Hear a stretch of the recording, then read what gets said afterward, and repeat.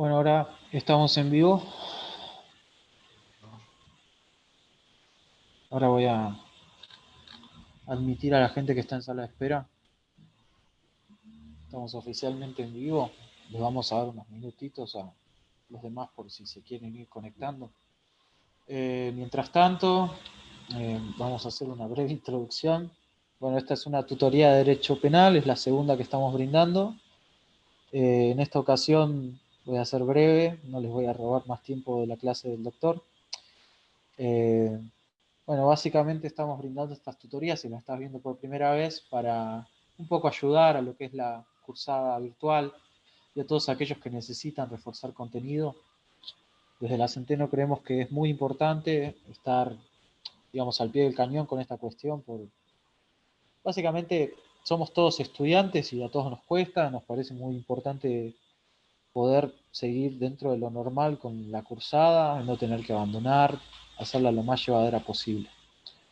Dicho esto, los invito mañana a las 6 de la tarde, ¿no? Me fallaba un poquito la memoria, a presenciar la charla que vamos a estar llevando a cabo relativo a la situación en las cárceles. Va a estar disertando y charlando un poquito Eugenio Zaffaroni, Graciela Peñafort y el doctor Gustavo Vargas. Así que nada, dicho esto, le dejo la palabra al doctor Manso Braña para que arranque la clase. Gracias. Bueno, muchas gracias, Juan. Buenísima la propuesta de mañana, me parece, ¿no?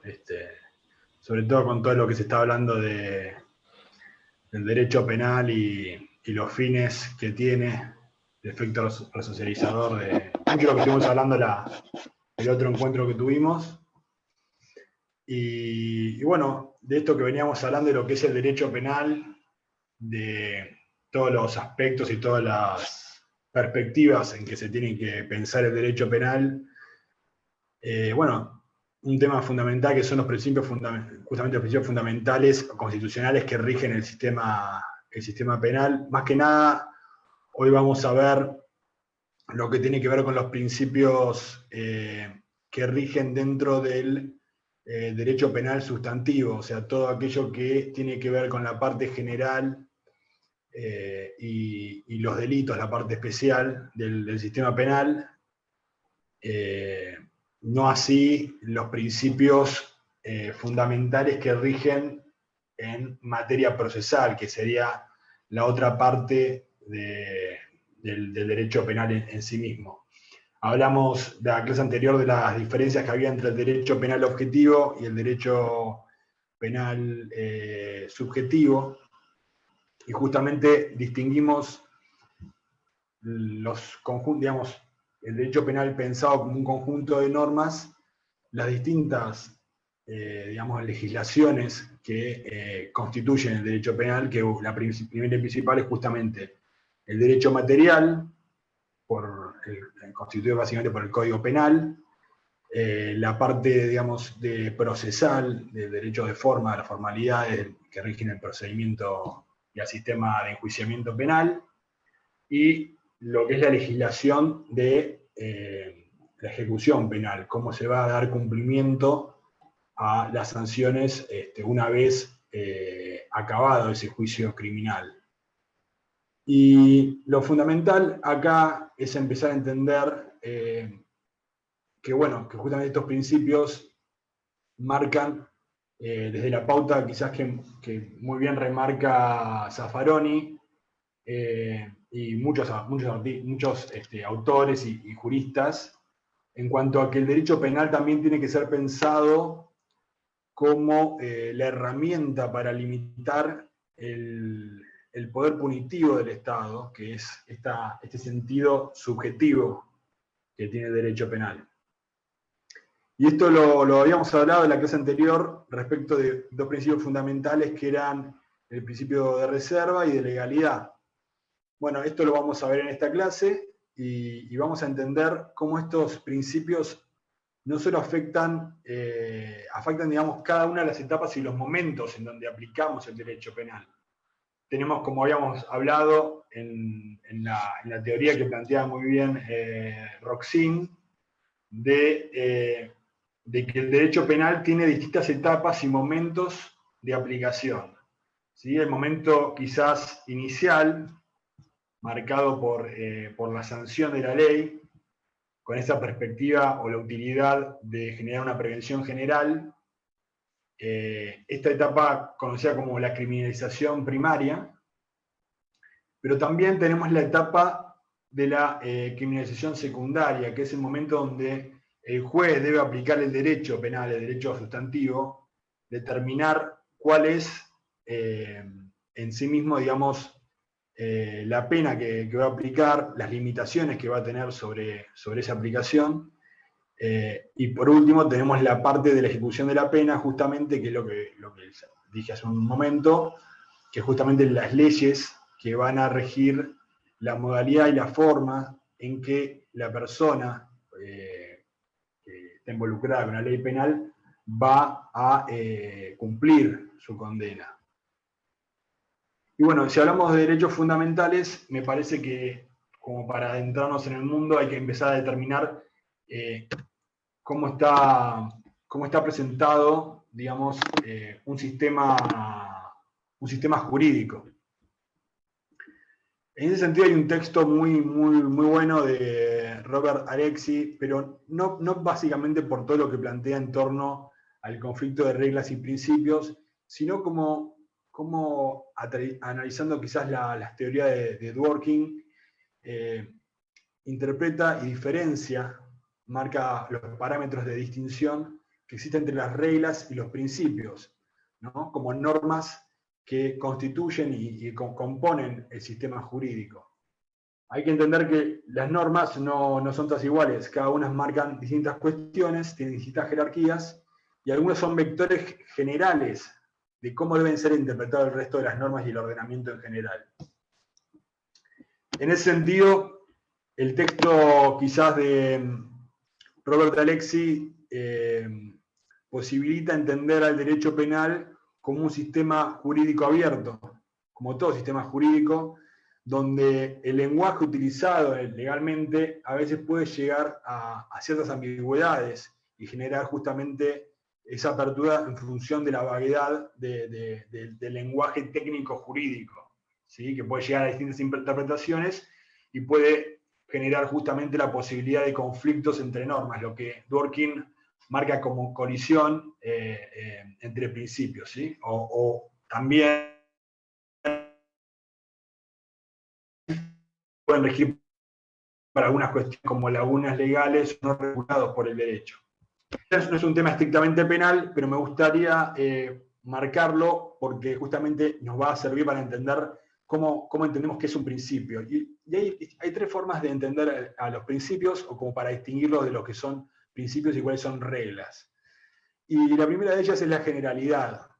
Y en ese sentido, Robert Alexy, teniendo en cuenta la teoría de Dworkin, habla de que los principios son normas de grado alto por lo general y las reglas son normas de grado bajo, ¿sí? Que tienen otra jerarquía.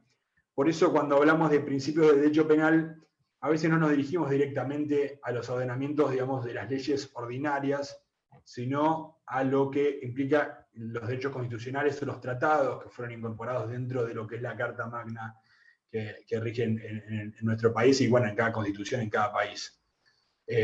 Las reglas son muchísimo más específicas y fijan sobre casos concretos y tienen otros enfoques distintos.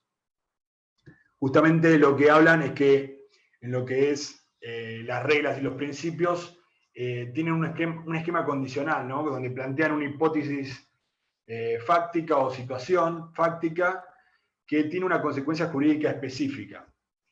En este texto Alexi habla de un montón de clasificaciones de principios, pero para mí lo central acá es entender que los principios justamente abarcan un montón de situaciones y posibilidades fácticas y jurídicas, ¿sí? Por eso los distingue como los principios como normas abiertas, ¿sí? Abarcan un universo mayor de situaciones y por eso son aplicables en infinidad de casos, a diferencia de cómo son las reglas, que las reglas se centran justamente en cuestiones más específicas y concretas que los principios. Por otro lado, lo que marca Alexis justamente es el enfoque funcional que tienen que tener tanto los principios como las reglas dentro de un sistema jurídico. En este caso, el que vamos a analizar, el derecho penal. Y bueno, el principio es que los principios son mandatos de optimización, ¿sí? Que cumplen que se cumplen en cierto grado y en caso de colisión no se invalidan. Digamos, cuando hay una colisión entre principios, cuando nosotros tenemos que sentarnos a resolver un caso o una situación, a veces se chocan dos principios. Uno empieza a pensar, bueno, acá se está peleando una cuestión de principio de inocencia o una situación de un principio de legalidad que choca con otro tipo de reglas. Y las reglas, en todo caso, tienen otro enfoque funcional completamente distinto en cuanto no son mandatos de optimización, sino que las reglas o se aplican o se cumplen de lleno, ¿sí? Al todo o nada, como marca Dworkin, y en caso de colisión, quien tiene que analizar el derecho termina por justamente invalidando una de las dos normas, ¿sí? Por eso los principios también, cuando colisionan con las reglas, cuando se pondera un principio también, es normal que a veces ocurra que se invaliden a través de declaración de inconstitucionalidad y demás. Pero bueno, esto como para empezar a meternos en lo que es los principios fundamentales del derecho penal, que en esta ocasión vamos a hablar justamente de los que rigen el derecho penal sustantivo.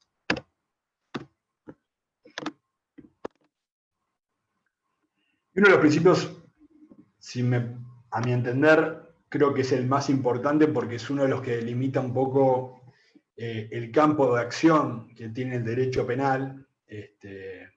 Habíamos hablado en la charla anterior que tuvimos de justamente el poder que tiene enorme el principio de reserva en el derecho penal y que, bueno, tiene, la verdad, está textualmente receptado en nuestra Constitución Nacional, en el artículo número 19, cuando justamente expresa que las acciones privadas de los hombres que de ningún modo ofendan al orden y a la moral pública ni perjudiquen a un tercero, están solo reservadas a Dios y exentas de la autoridad de los magistrados. Perdón, Nacho, no sé si lo sacaste vos o se salió, pero no podemos ver el Power. Pensé que lo ¿No había se ve el sacado. PowerPoint? Por eso no te quise cortar. A ver, dale. Esperamos un segundito. Dale. A ver si lo podemos resolver.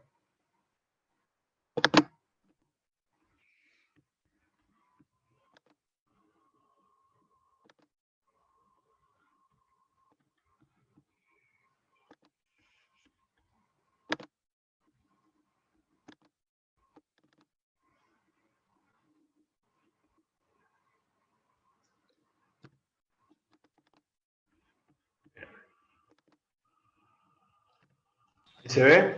Sí, ahora sí, joya. Ahora se ve, perfecto. Bueno, hice justamente la lectura del artículo 19 porque me parece que la norma es bastante clara y está marcando un límite central al Estado de Derecho sobre qué cuestiones son las que pueden estar comprendidas dentro del derecho penal, ¿sí? Justamente la órbita, digamos, si nosotros pensamos las esferas de la personalidad, personales y la esfera del derecho penal son, digamos, no deberían en ningún momento chocarse, digamos. El derecho penal no debe meterse en lo que es la esfera de libertad personal, ¿sí? Justamente este principio rector y limitador del poder punitivo está encarado justamente a detener la injerencia estatal en aquellos casos para que justamente quien está encargado de promover las leyes, en el caso del Congreso Nacional, a nivel del Código Penal Sustantivo, limite su actuación a cuestiones que estén fuera de la esfera de libertad personal, fuera de lo que es la intimidad y autonomía personal de cada uno de los ciudadanos que justamente están regidos como habitantes del suelo argentino, ¿no? De los ciudadanos tanto argentinos o extranjeros, ¿no? Pero bueno, también nos marca algo muy importante, ya nos está adelantando algo relativo al principio de hechos, que de algún punto lo que nos está diciendo es que nosotros no podemos castigar a las personas por lo que piensan o por lo que creen, por sus pensamientos, sino a través de las acciones que llevan adelante. Y esto lo vamos a ver un poquito más adelante con otros principios, pero es fundamental ya tenerlo presente. ¿Sí? Esto que se dice como la cogitations penam nemo patitur, que es la forma, digamos, en latín de expresarlo, pero justamente que los pensamientos están exentos de pena, nosotros no podemos castigar los pensamientos, sino que tiene que haber algún tipo de afectación a terceros, que esto lo marca perfectamente la ley cuando la leemos. Y bueno, este artículo 19 muchas veces es vinculado con el principio de lesividad, que se aplica sobre todo en la parte procesal para determinar si una conducta ha afectado o no un bien jurídico.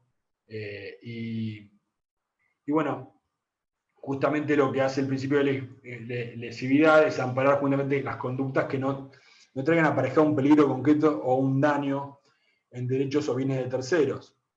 Y esto viene a colación porque justamente el principio de reserva se limita o quita, digamos, de la esfera de las autoridades estatales la posibilidad de penar y castigar a una persona porque sí, sin haber generado un daño a otros. ¿Sí? Las conductas tienen que generar algún tipo de perjuicio a terceros, si no, lo uno que se está penando es simplemente una conducta que tiene que quedar dentro de la esfera de las acciones privadas y que tiene que quedar dentro de lo que es la intimidad y la autonomía de las personas. Y si pensamos en este principio, claramente la limitación está apuntada al legislador, pero sabemos que el legislador a veces no conoce de principios penales y se inmiscuye en situaciones que quizás no deberían estar dentro del derecho penal. Y aquí a colación, y como marcan algunos programas de las cátedras, se tratan mucho los fallos de Basterrica y Arriola como ejemplo justamente de la aplicación del principio de reserva y la declaración, como ya les adelanté, que a veces genera los principios sobre algunas reglas específicas, que es la declaración de invalidez a través de la inconstitucionalidad, ¿sí? Que es el control, digamos, convencional o constitucional que se hace sobre cada una de las normas ordinarias. ¿Sí? Nosotros siempre tenemos que analizar las normas procesales y sustantivas, siempre teniendo de referencia la Constitución. Y aquí con el principio de reserva, la verdad es que no hay mucho que discutir, es bastante claro. Pero bueno, en la práctica son pocas veces las que el principio de reserva es aplicado para declarar la inconstitucionalidad. En el caso de Basterrica, que es un caso de los años 80, del 86, bueno, la ley de estupefacientes era otra, pero en su artículo 6 se regulaba justamente la tenencia de estupefacientes, ¿sí? Se castigaba la tenencia de estupefacientes para consumo personal. Y bueno, era otra coyuntura completamente distinta, pero ahí el fallo, la verdad, es muy, muy interesante el voto, sobre todo de Petracci, que habla justamente de la disputa social que había en torno a lo que era el consumo y el narcotráfico. Pero la cuestión es que este fallo hizo expresa aplicación del principio de reserva, dejando en claro que justamente el Estado, a través del órgano penal o el poder punitivo que tiene el Estado como parte del derecho penal subjetivo, no puede meterse en cuestiones que están reservadas a las personas, a las acciones privadas. De allí el principio de reserva. Entonces declaró la inconstitucionalidad del artículo 6. Esto se volvió a repetir años después con el fallo Arriola, que es más reciente, que en este caso ya había una nueva ley y la Corte también, en aplicación al principio de reserva, declaró la inconstitucionalidad del artículo 14, que es para el caso del consumo personal. Hubo grandes disputas o planteos en cuanto a si este principio de reserva implica solamente las acciones que se dan en soledad, en el ámbito privado, dentro de la casa, y si ampara o no en situaciones donde uno está en público. Digamos, el consumo de estupefacientes quizás en una plaza puede generar una situación donde uno entienda que hay una afectación a terceros porque lo está haciendo ostensiblemente y demás. Pero en estos casos, la Corte entendió que justamente no solamente tiene que ver con la esfera personal como algo en la intimidad que está resguardado dentro de las cuatro paredes de tu casa o de tu habitación, sino justamente también en la limitación a que justamente el principio de reserva también se hace presente en la situación de no perjudicar a terceros. O sea, mientras no perjudica a terceros, estamos dentro de esta esfera de libertad personal. Cuando hablamos también del derecho penal objetivo y las limitaciones que tiene que hacer sobre el derecho penal subjetivo visto como el ius ponendi del Estado, hablamos también del principio de legalidad.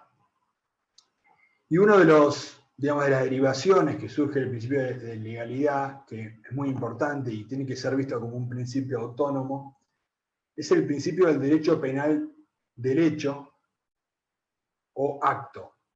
¿Esto qué quiere decir? Si hacemos lectura de la frase o del pasaje del artículo 18 que dice sin juicio previo fundado en ley anterior al hecho del proceso, cuando habla del principio de legalidad, lo que nos está diciendo es que el hecho es lo que vamos a juzgar, ¿sí? Entonces nosotros tenemos la creación de una ley, tenemos un hecho, tenemos un juzgamiento y tenemos una pena. Pero lo que vamos a castigar y lo que tenemos que identificar en las normas, o sea, son hechos concretos. Digamos, no puede haber un delito donde se castigue el solo ser una persona o ser una clase de persona o ser de cierta clase social o ser de cierta etnia o tal profesión o lo que sea. Se tienen que castigar hechos concretos. Y justamente tiene que ver con que la reacción penal siempre está condicionada a un hecho típico y no a un autor específico. Y esto se vincula justamente con esta visión que había quizás en el siglo pasado y sobre todo en el siglo XIX, cuando se plantearon quizás desde el punto de vista criminológico la idea de que había ciertas personas específicas, cierta clase de personas que nada más podían ser criminales o delincuentes, o sea, un solo tipo de persona o cierta clase de personas eran las únicas que podían transgredir la norma y que estaban condicionadas o determinadas quizás por una cuestión antropológica, o sea, por la formación de sus cabezas, el cuerpo, la forma de ser o digamos, cómo desarrollaban su personalidad.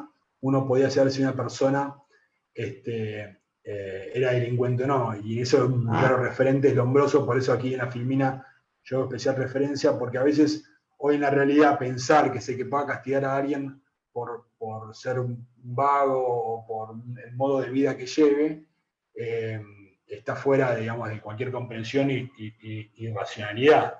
Pero esto no hace muchos años quizás era aceptado y se podía castigar algunas personas por el solo hecho de tener ciertas características físicas o llevar un tipo de vida en específico. Sin embargo, si pensamos que el derecho penal se rige por el principio del hecho o del acto y que solo puede ser sancionado o la presencia del Estado, la reacción penal del Estado solo puede estar excitada a través de un hecho concreto, ¿no es cierto que el derecho penal sí valora también la personalidad del autor? Y lo hace en distintos momentos y en distintas situaciones. Entonces podemos decir que el principio del hecho está más que nada apuntado al momento al legislador, que es quien tiene que formular la norma típica o el delito dentro del código penal.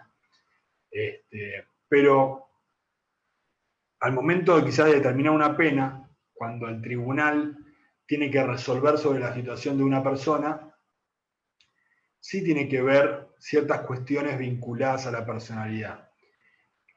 Nosotros sabemos que quizás todavía no lo hemos hablado en ninguna de las charlas, pero el juicio penal o el sistema de enjuiciamiento tiene dos declaraciones centrales. Cuando uno termina un juicio, apunta a una declaración de culpabilidad y después hay una declaración de pena o de necesidad de pena que se llama juicio de mesura, que es para determinar justamente cuál es la pena que vamos a aplicar al caso concreto, donde se analizan tanto cuestiones de hecho como cuestiones propias de la persona que comete este delito. Y esto es importante tenerlo presente, porque al momento de definir una pena, se toman factores, quizás hasta incluso por hechos posteriores o anteriores al hecho, para definir, bueno, justamente cuál es la pena que se va a aplicar a tal persona. Bueno, el caso es si una persona que ya es reincidente, tiene varios hechos anteriores, puede que reciba una pena mayor que una persona que por primera vez comete un delito. Incluso se tienen en cuenta situaciones de si la persona, digamos, se ha desarrollado correctamente dentro del proceso, cómo ha reaccionado, si tiene otros hechos, otras causas abiertas y demás, son cuestiones que también son tenidas en cuenta, a veces no expresamente dentro de la declaración o el juicio de mesura, pero que son tenidas en cuenta. Y después, en la parte, quizás en la tercera etapa que estuvimos hablando del sistema penal, el tercer momento, que es el momento de la ejecución de la pena, también es importante tener en cuenta la personalidad del autor derecho, ¿sí? Acá el principio de derecho penal de acto, digamos, tiene cierta limitación o surge una excepción central, ¿sí? Que es que justamente la ley 24660, que es la que regula el modo en que se van a ejecutar las penas, tiene particularmente en cuenta, digamos, para el momento de conceder alguno de los beneficios que prevé esa ley, sea libertades anticipadas, digamos, salidas transitorias, libertad condicional y demás, cómo se desarrolla la personalidad de esa persona. Si dentro del servicio penitenciario esa persona ha demostrado que se está resocializando, si está trabajando, si está haciendo tratamiento por algún tipo de adicción que pueda tener y demás. En este sentido, el derecho penal tiene especial atención a la persona y al autor del delito. Y por último, quizás si nos metemos a pensarlo desde el punto de vista procesal, que no es justamente lo que estamos orientando ahora, en este momento estamos viendo derechos, digamos, particularmente principios del derecho penal sustantivo. En lo que es medidas cautelares, también se tienen en cuenta, obviamente, las cuestiones personales del autor, o por lo menos la persona que está en este momento imputada de un delito. Si nosotros vemos tanto el código actual como el código que está por entrar en vigencia, que digamos que se está empezando a implementar el Código Procesal Federal, o en los códigos también provinciales se ve claramente, medidas de coerción o medidas cautelares como la prisión preventiva, la concesión de excarcelaciones, exenciones y demás, tiene especial interés la decisión, el tema de cuestiones personales como el arraigo, el comportamiento del imputado durante el proceso, si dio bien sus datos personales, si tiene causas abiertas, cómo ha reaccionado, si ha tenido excarcelaciones anteriores y si se ha comportado bien.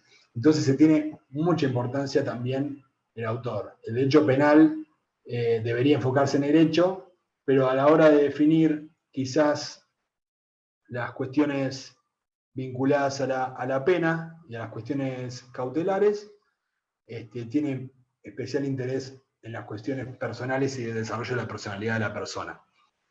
Y esto tiene mucho que ver con lo que vimos la primera charla en cuanto a cuál es la utilidad que tiene el derecho penal, si está enfocado justamente a una cuestión retributiva o a una cuestión de buscar la resocialización, buscar una utilidad de prevención especial positiva y demás. Y bueno, esto es justamente lo que está marcando estas particularidades donde el derecho penal valora la personalidad del autor, ¿sí? Pero la regla general y el principio es que el derecho penal se rige por el principio el principio del hecho, principio del acto, ¿sí? Que está contenida, digamos, implícitamente de la lectura del artículo 18. Y acá llegamos a otro vector importantísimo de lo que es el derecho penal sustantivo, también a nivel procesal, pero a nivel procesal tiene otra interpretación. Acá estamos analizándolo desde el punto de vista sustantivo, o sea, en lo que tiene que ver con esto que fuimos hablando de la criminalización primaria, la criminalización secundaria y demás. El derecho penal y las normas penales se rigen justamente por el principio de legalidad, ¿sí? Que tiene que ver con que justamente, digamos, como lo expresa justamente la ley, ningún habitante de la nación puede ser penado sin juicio previo fundado en ley anterior al hecho del proceso. Y entonces, volvemos de vuelta a lo mismo. ¿Cómo son los momentos del proceso? Primero, se crea una ley. Luego se comete un hecho. Luego se hace un juicio y luego se aplica una pena. Justamente lo que nos marca es esta secuencia, donde la ley tiene que ser anterior a la sanción. El derecho penal, y particularmente el Estado, no puede sancionar ni castigar hechos sin ley anterior que funde justamente una infracción a una norma. Entonces, el delito y la pena deben estar establecidos por la ley con carácter previo y en forma precisa, que esto es importante, porque justamente no puede ser, digamos, no puede guardar alguna vaguedad la norma o puede dar interpretaciones a que justamente no se puede interpretar claramente cuál es digamos, el marco de prohibición. Nosotros tenemos que tener definido qué es lo que la norma está prohibiendo, entonces, lo que prohíbe concretamente, como para saber si lo que estamos haciendo verdaderamente es infringir la ley o no. Sería absurdo, obviamente, sancionar a alguien sin tener una ley que lo prohíba. Digamos, las personas tienen que saber qué es lo que está permitido y qué es lo que está prohibido. Lo vemos como algo importante cuando analizamos una de las funciones de la pena, que era justamente la prevención general. Tiene una utilidad importante la existencia de una norma como herramienta justamente de control de las personas. Y obviamente si una persona no conoce, no sabe qué es lo que está prohibido y qué es lo que está permitido, bueno, genera estas situaciones y genera una situación de injusticia, castigar a alguien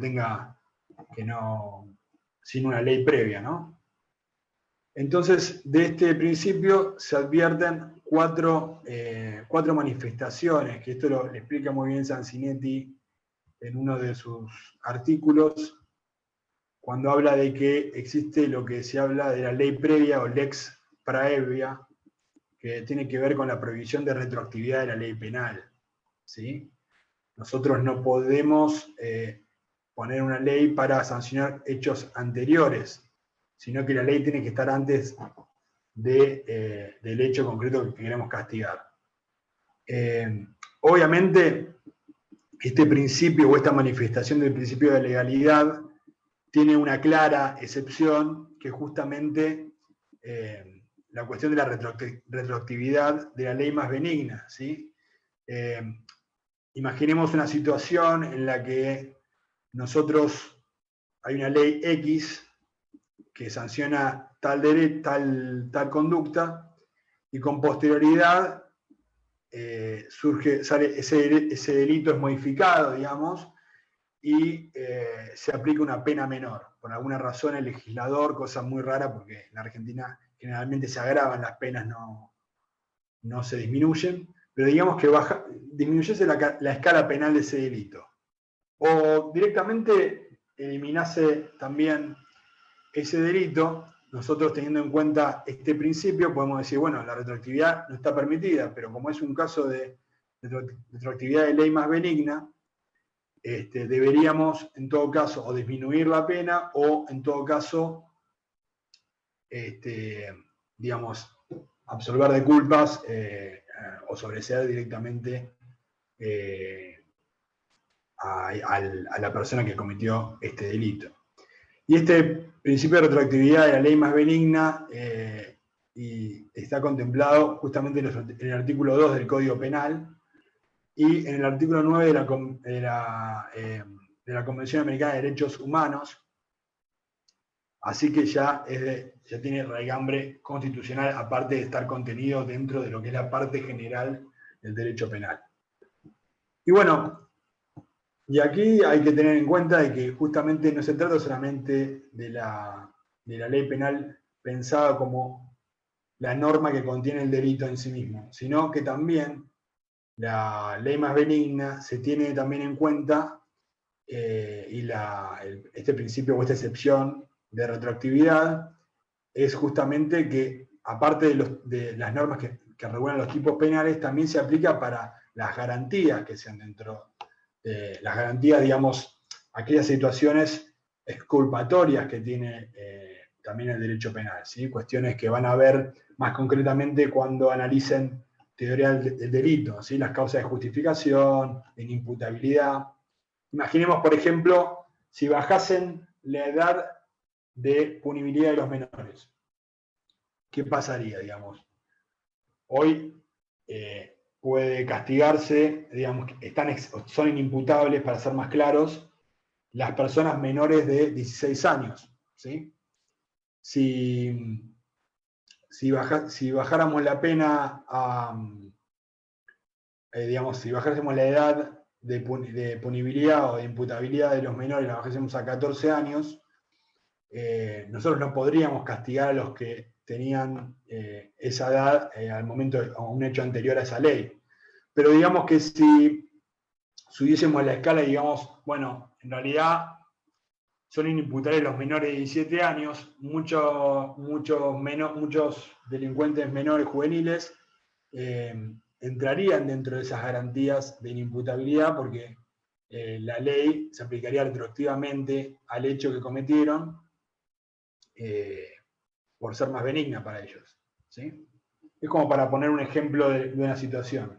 Pero digamos que también, o sea, la retroactividad aplica tanto para la modificación de los delitos, sea bajando la escala penal o eliminando un delito del código, como también cuando se genera algún tipo de excepción a una situación en particular, ¿sí? Puede ser alguna, digamos, quizás el derecho tributario no se conoce mucho, pero la evasión fiscal o digamos la defraudación al Estado en el tema de impuestos tiene un monto de, digamos, solo puede ser penado hasta cierta cantidad de plata. Por debajo de esa cantidad no es delito. Si el legislador no actualiza esa norma, deja de ser delito o entran un montón de supuestos más dentro de la norma. Si hay una modificación, eso puede ser más beneficioso para ciertos casos, y ahí es donde se aplica retroactivamente la ley más benigna. Otra manifestación del principio de legalidad es, digamos, la obligación o la ley escrita, digamos, esta manifestación de que la ley tiene que tener un sentido material de carácter general, pero también tiene que ser formal. Y esto quiere decir que aunque solamente, digamos, puede ser ley penal aquella que es entendida como ley en los términos de la Constitución. Y en los términos de la Constitución, las leyes que rigen el sistema penal son las que surgen del Congreso de la Nación. Entonces, solamente son leyes válidas dentro del principio de legalidad, las leyes emanadas del Congreso de la Nación que cumplen con todo el procedimiento constitucional de sanción y promulgación de leyes. Esto es lo que quiere decir la ley escrita, ¿sí? Pero también lo que nos está diciendo al decir que tiene que ser en sentido formal y creada por la Constitución, nos está diciendo que en lo que es derecho, por lo menos penal local, lo que es Argentina, nos regimos por el derecho basado en leyes, digamos, positivas, no en el derecho constitucionario o de las costumbres, digamos, esas costumbres que generan obligaciones, como puede ser en el sistema anglosajón. Nosotros nos regimos justamente por las leyes que emanan del Congreso Nacional. Pero en el derecho penal internacional se ha, digamos, aceptado la idea de un derecho, digamos, natural que surge de las costumbres, que es previo a cualquier constitución y que debe ser aplicada. Esto ocurrió, digamos, en el caso Arancibia-Clavel, donde se estaba juzgando a una persona que conformaba una asociación ilícita que se encargaba de hacer desaparecer personas, que torturaba y demás, con delitos que son, en la actualidad, y sobre todo desde la reforma constitucional del 94, son delitos imprescriptibles. Entonces, había una cuestión acá, decían, bueno, hay una ley posterior, digamos, que, digamos, a ver cómo pensarlo. En el año 78, cuando se cometían estos delitos, no estaban incorporados en nuestra Constitución estos tratados internacionales, sobre todo la Convención de Imprescriptibilidad de Crímenes de Guerra y de Lesa Humanidad, no estaba incorporada en nuestra Constitución. Entonces, la imprescriptibilidad no existía. Entonces, si vos tomabas en cuenta, decía, bueno, acá en este caso no deberíamos aplicar, digamos, la imprescriptibilidad, porque al momento de los hechos, en nuestra Constitución no aceptamos la imprescriptibilidad de los delitos de los crímenes de guerra ni de lesa humanidad como fueron los que ocurrieron durante la dictadura militar. Entonces se planteó esta cuestión y se están aplicando retroactivamente una ley que, digamos, retroactivamente es perjudicial y no es más benigna para el imputado.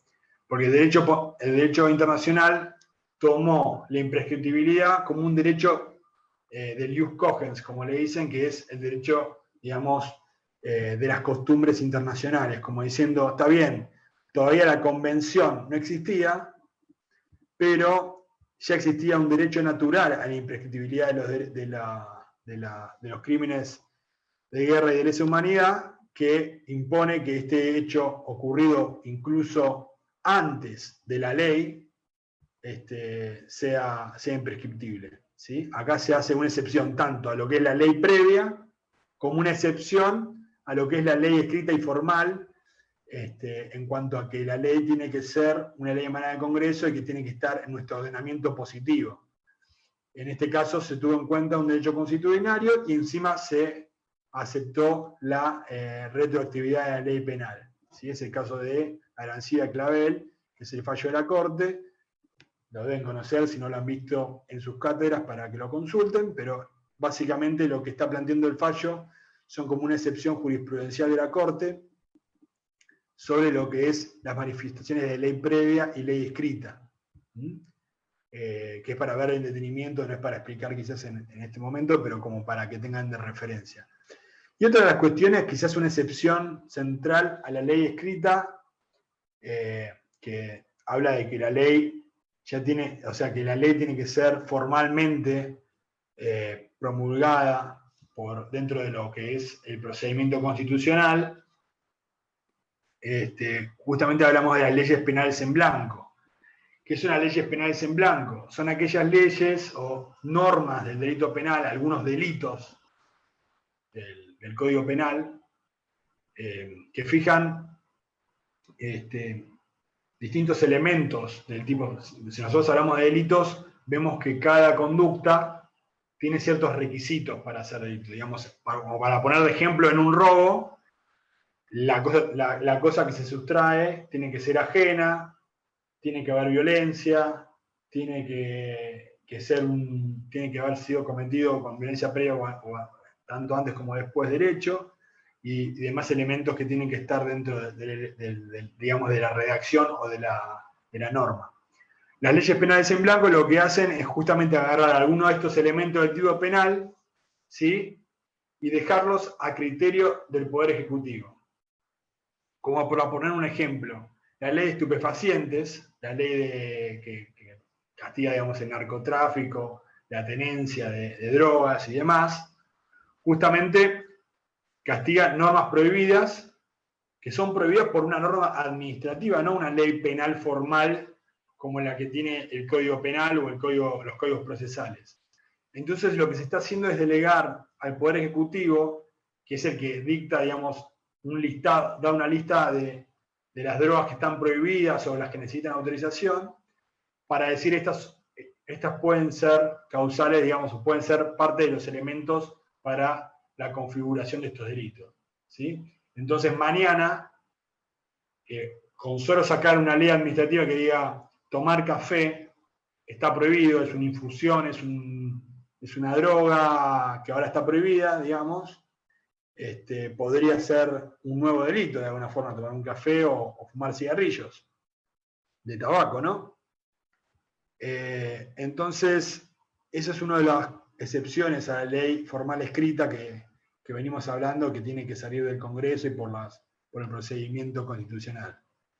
Y bueno, y ahí otro ejemplo, digamos, en ese sentido puede ser incluso lo que está pasando actualmente, lo que estamos viviendo con el tema del COVID, de esta pandemia que nos tiene a todos acá encerrados, lo que es el artículo 205 del Código Penal. Quienes quizás no tienen visto esta norma, lo que se castiga justamente es la propagación de una epidemia, ¿sí?, por el incumplimiento de los protocolos de salubridad o sanitarios que dicta el Poder Ejecutivo. Si nosotros salimos sin barbijo a la calle, si salimos, no cumplimos con un aislamiento social o con una cuarentena que ya está estipulada, podemos vernos involucrados en una causa penal por infracción a este artículo 205. Y uno dice, bueno, pero fíjate que al fin y al cabo lo que estamos castigando es el incumplimiento de una norma administrativa, porque es el Poder Ejecutivo a través de un DNU que fija cuáles son los parámetros que vamos a tener que cumplir para no propagar esta pandemia. Y bueno, esa sería una de las excepciones también que son admitidas dentro del ordenamiento penal para la regulación de digamos, la injerencia penal punitiva del Estado. La tercera manifestación, que es muy importante también, es la prohibición de analogía, ¿sí? Esto lo que está diciendo de alguna forma es diciéndole al juez, es una limitación hacia el juez, concretamente, ¿sí? Porque hemos visto que lo que venimos viendo también son limitaciones al legislador también, digamos, de cómo tiene que salir la ley, si tiene que estar escrita, si tiene que apuntar a cuestiones de hecho y no de autor, y demás. Y acá lo que está diciéndonos es que quien tiene que establecer una pena o quien tiene que analizar si se está configurando o no un delito, se tiene que sujetar a lo que dice la ley, ¿sí? Digamos, no puede extender la sanción o tener en cuenta acciones que, digamos, no están abarcadas por la norma, ¿sí?, para castigar a alguien. Digamos, no puede tener en cuenta, digamos, si la norma dice, por ejemplo, está prohibido, que es un caso que se da mucho en las cátedras, digamos, un cartel que dice en un parque está prohibido el ingreso de perros, está prohibido entrar con perros al parque. Podemos entender que quizás si vamos con un gato o con un león, no estaría prohibido. Sería medio absurdo, pero digamos, lo que está diciendo la prohibición de analogía es que nosotros no podemos subsumir dentro de o encuadrar dentro de un delito una situación que no está expresamente comprendida por la norma. Y esto tiene que ver con que, digamos, hay también un principio de mínima intervención del derecho penal y un principio restrictivo, ¿sí?, que ahora lo vamos a ver en la próxima manifestación. Pero bueno, la analogía, si bien está prohibida, sí puede ser aplicada digamos, en buena parte, digamos. Yo no podría aplicar analogía, por ejemplo, si yo digo, a ver, vamos, para poner un ejemplo e ilustrar un poco cómo se aplicaría mal una analogía, aparte de este ejemplo que di de lo del perro y el parque y demás. Por ejemplo, si yo digo, digamos, hay un agravante quizás por la agravante del artículo 80 entre ascendentes, porque uno cuando hay un homicidio puede estar agravado por alevosía, ensañamiento, y uno de los agravantes es cuando se trata de una persona que es un ascendente o un descendiente del autor, ¿sí? Hay un agravamiento de la pena. En este sentido, yo no puedo decir, mira, la verdad es que, digamos, una persona mató a una persona que lo cuidó toda la vida, que le dio de comer, que lo trató como un hijo. Y yo no puedo, por más que diga la verdad, era como un padre para él, no puedo agravar la pena haciendo una analogía del vínculo que tenía con esa persona a la de un padre para castigarlo y perjudicar más al delincuente. Eso no se puede hacer. Y ahí la prohibición de analogía, la prohibición solo para casos en que son perjudiciales y son aplicados en mala parte, ¿no? La excepción es que, justamente acá lo puse al revés, pero la excepción es que solo pueden ser aplicados en buena parte, no en mala parte. En mala parte no se puede aplicar, se tiene que aplicar siempre en buena parte, o sea, en favor del delincuente o el autor del hecho. Esto quiere decir que si la norma dice que no puede, digamos, no se puede falsificar un tipo de documento o, digamos queda exenta tal situación tal situación queda exenta de una punición o algo por el estilo, y es una situación similar, quizás quien aplica el derecho puede decir, bueno, es una situación análoga y que no puede ser sancionada, no puede ser interpretada en mala parte, ¿sí? Y la última manifestación del principio de legalidad es el del ex certa, ¿sí? Que es el de mandato de determinación, de tener una ley cierta, precisa, ¿sí? Que esto va orientado prácticamente al legislador, al decirle que cuando tiene que redactar la letra de la ley tiene que hacerlo con precisión, evitando la vaguedad de las cláusulas que fija la norma, digamos. Por ejemplo, genera mucha confusión el tema en delitos como abuso sexual, que es lo que es sexual, el término sexualmente ultrajante, por ejemplo.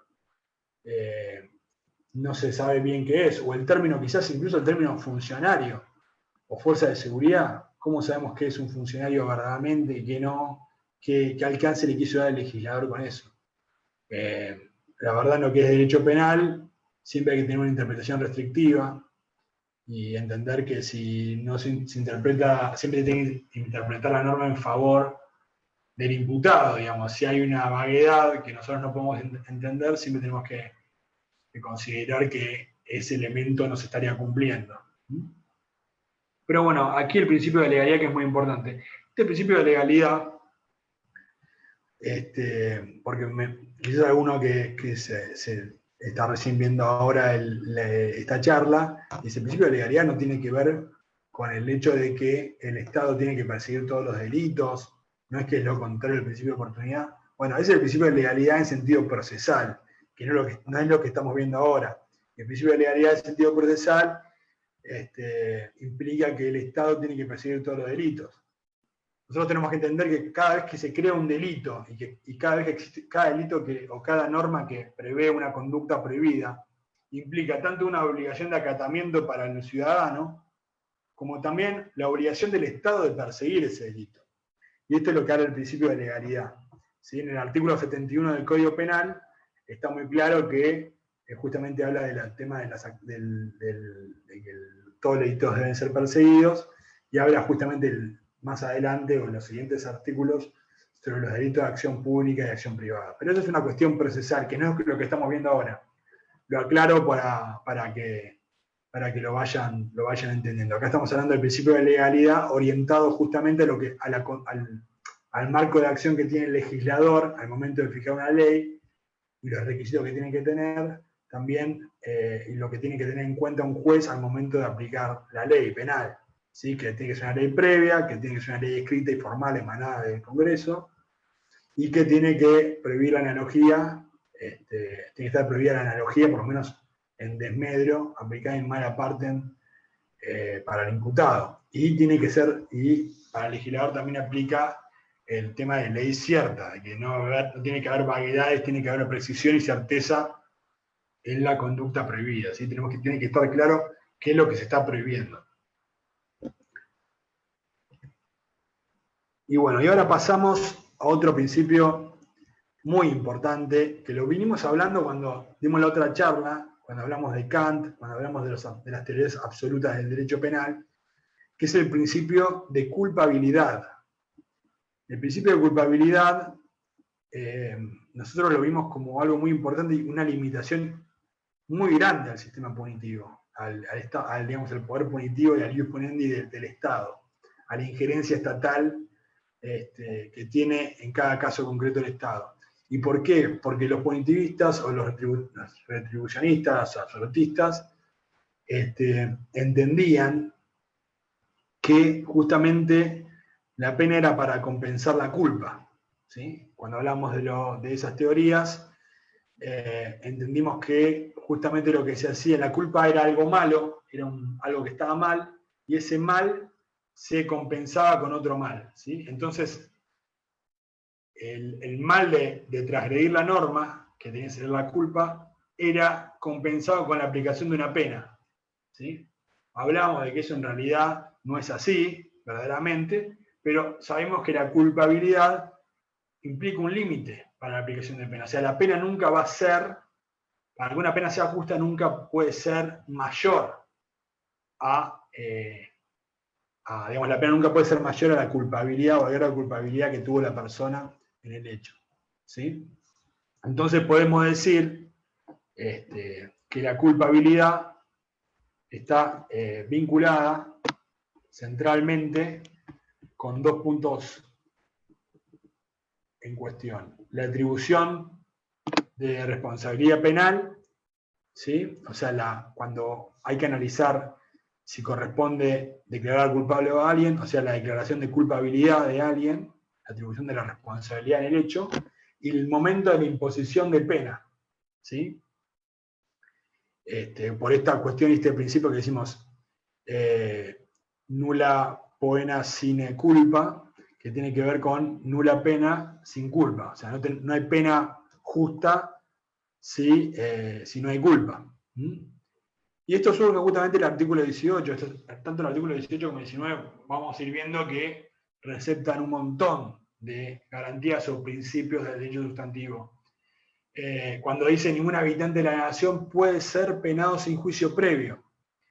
Y acá, si nos ponemos a pensar o a evaluar otros principios, ya vemos que nos está hablando de algo del juicio previo, nos está hablando de algo más procesal, pero lo que está diciendo es que justamente ese juicio es evaluar el grado de culpabilidad de la persona.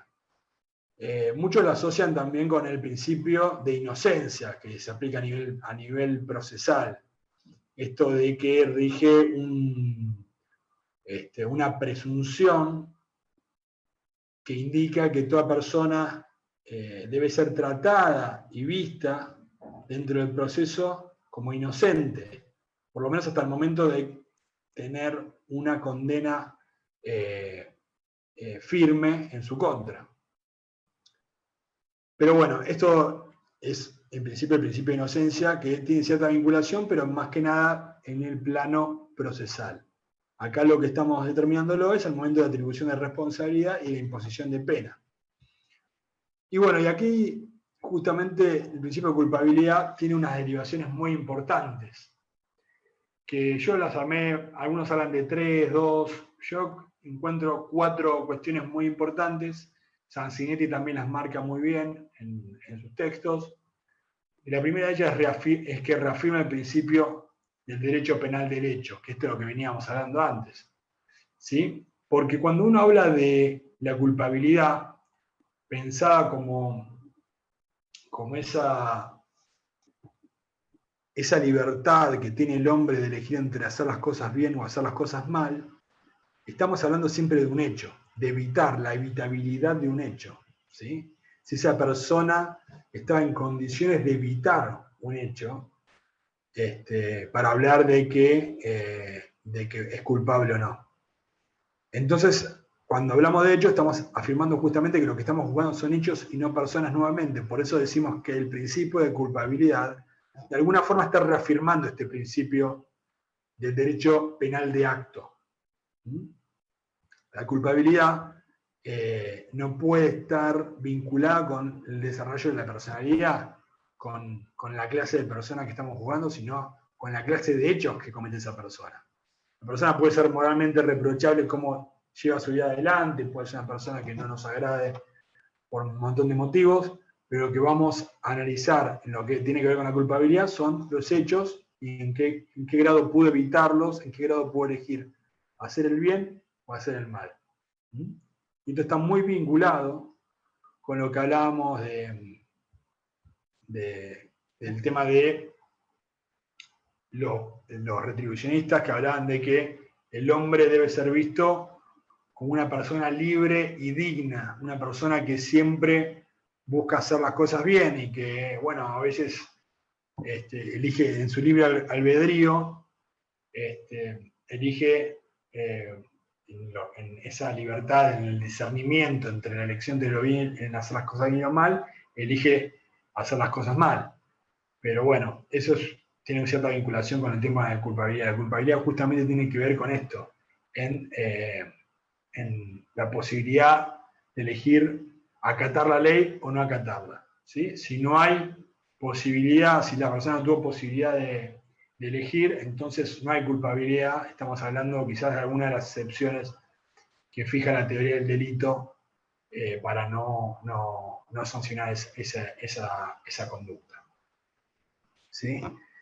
Pero bueno, está bien que el principio de culpabilidad sostiene esta concepción del derecho penal de acto, pero también la culpabilidad está vinculada con la persona, justamente por esto que decía, que es esta capacidad positiva de motivación del autor, ¿sí? Que tiene que ver con si la persona comprendía el hecho, si comprendía el disvalor, o sea, que lo que estaba haciendo estaba mal, porque puede ser que sea una persona que por alguna circunstancia no haya podido evitar el hecho porque no sabía que estaba mal, pensaba que estaba avalado por alguna situación o simplemente porque no conocía la prohibición o hubo un error en la prohibición, un montón de situaciones que se van a ver en lo que es la teoría del delito, pero que hay que tener en cuenta que hay una capacidad, que a veces se habla de la capacidad de dirigir y comprender las acciones, que tiene que ver con esta capacidad positiva de motivación del autor.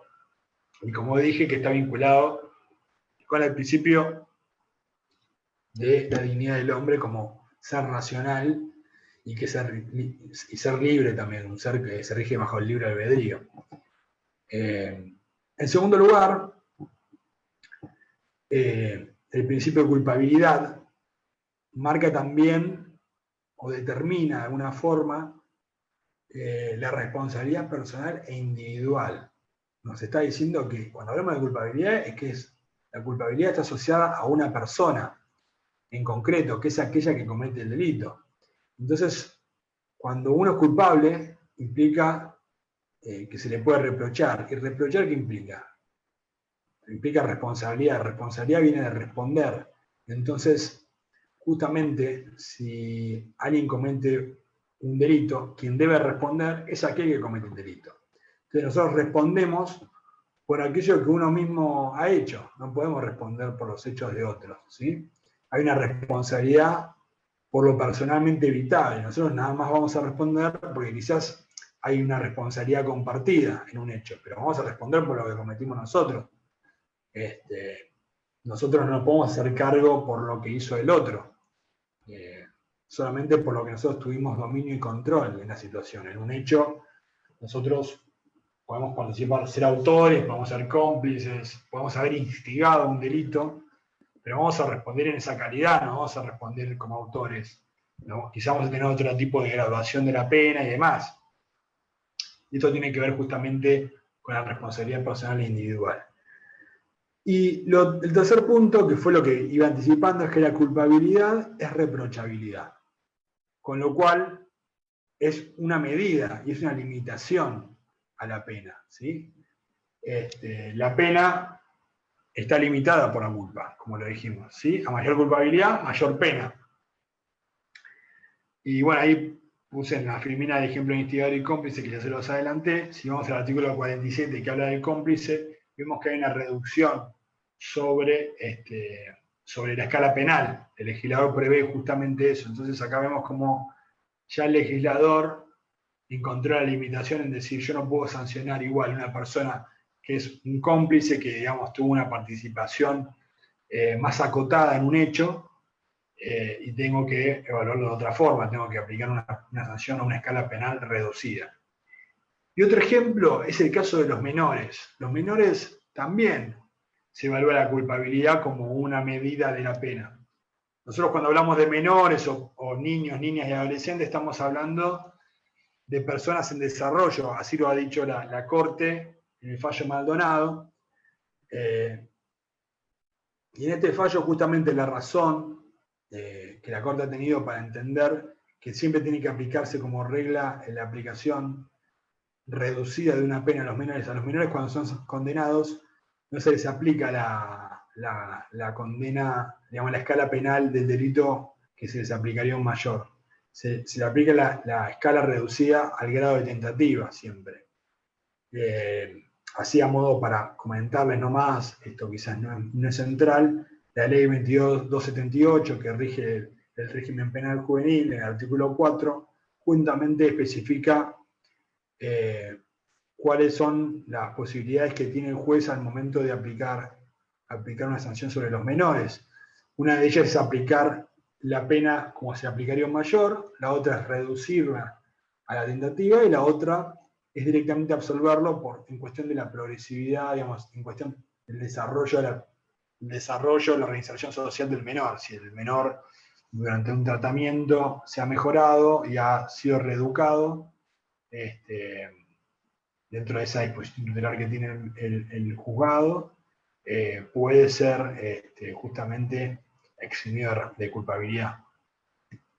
Pero bueno, justamente en el fallo Maldonado lo que entendió la ley al interpretar este artículo es decir que como los menores son personas en desarrollo, no tienen la capacidad positiva de motivación de un autor mayor de edad, tiene que ser siempre reducida esa escala al grado de la tentativa. Y por último, como para mencionar, está el principio de dolo o culpa. La culpabilidad nos está fijando ya, cuando se analice el tema de teoría del delito, nos está fijando que, además de demostrarse un nexo causal entre mi accionar y el resultado y el daño concreto que genero, también es importante para valorar la culpabilidad si yo quise cometer ese delito o simplemente yo debía haber tenido un resguardo, algún cuidado, tendría que haber sido diligente, tendría que haber sido prudente y justamente por inobservancia, imprudencia o negligencia llegué a ese resultado lesivo, ¿sí? Entonces, es muy importante ya ir anticipándonos a través del principio de culpabilidad lo que es el dolor y la culpa y cómo se tiene en cuenta justamente para la culpabilidad. Por eso generalmente se penan con mayor cantidad, tienen sanciones más severas los delitos dolosos que los delitos culposos, justamente por esta cuestión, que no es lo mismo quien tiene, digamos, la voluntad deliberada de infringir la ley o causar un daño, que aquel que en realidad por no tener los recaudos o por actuar imprudentemente o inobservando algunos protocolos o reglamentos, comete un delito. Por eso no tiene la misma escala penal un delito doloso, un homicidio doloso, que un homicidio culposo, por ejemplo. ¿Sí? O un homicidio preterintencional, donde en realidad tuvo otro propósito menos dañino y termina causando la muerte de la persona. Pero bueno, seguimos avanzando. Este principio, el principio de proporcionalidad que vemos acá en la filmina que preparé, justamente habla de, digamos, la relación que tiene que haber, digamos, entre, digamos, la gravedad del hecho y la pena. ¿Sí? Sansinetti lo marca muy bien y por eso hice esta cita, dice, toda reacción del derecho criminal, sea pena o medida de seguridad, debe guardar relación con la gravedad del hecho y los fines de la pena. ¿Sí? Y acá habla justamente de justamente la relación que tiene que haber, ese equilibrio que tiene que haber entre el hecho concreto, el daño generado al bien jurídico y la cantidad de pena o la severidad del castigo que le vamos a aplicar a esa persona. Con esto está íntimamente vinculado el principio de proporcionalidad.